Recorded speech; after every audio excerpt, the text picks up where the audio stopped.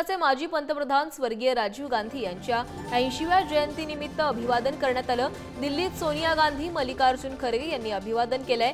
तर राजीव गांधींच्या जयंतीनिमित्त काँग्रेस पक्षाकडून मुंबईत मेळाव्याचं आयोजन करत सद्भावना दिवस साजरा करण्यात आलाय। या मेळाव्याला संकल्प मेळावा असंही नाव देण्यात आलंय। मेळाव्याला काँग्रेसचे राष्ट्रीय अध्यक्ष मल्लिकार्जुन खरगे, शरद पवार, उद्धव ठाकरे, नाना पटोले, बाळासाहेब थोरात आणि पृथ्वीराज चव्हाण यांनी उपस्थिती लावली।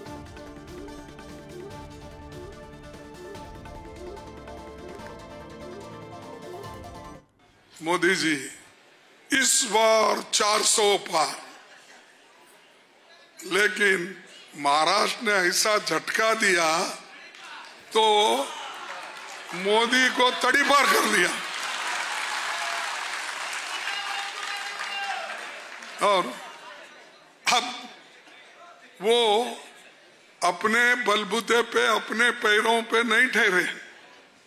उनकी सरकार अब उसको 2 टांग लग गए हैं। मोदी को 2 टांग लग गए, एक टीडीपी और दूसरा जेडीयू। आज ज्यांनी इतिहास निर्माण केला, ज्यांनी या देशाला नवीन दिशा दिली, देश फटक्यांच्या उत्तेजनातून मुक्त केला, त्यांचं योगदान या देशाच्या प्रत्येक नागरिकाला अभिमान वाटावे अशा प्रकारचं ते आहे। पण दुर्दैव असं आहे की ज्यांच्या हातामध्ये ते देशाची सत्ता आहे त्यांना नेहरू परिवार म्हणल्याच्या नंतर काय होतं मला माहीत नाही। या देशाच्या इतिहासामध्ये नेहरू परिवार आणि त्यांचं योगदान हे कुणीही फसू शकत नाही। भाजपचं हिंदुत्व मानायला तयार नाही।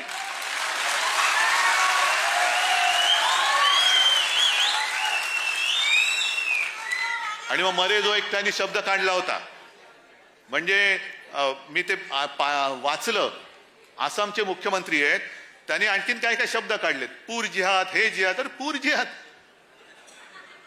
मग आता जे भाजपचं चाललंय, कोणी या, अगदी गद्दार आले तरी चालतील, भ्रष्टाचार आले तरी चालतील, पण आम्हाला सत्ता पाहिजे। हा यांचा सत्ता जिहाद आहे, हा सत्ता जिहाद आहे।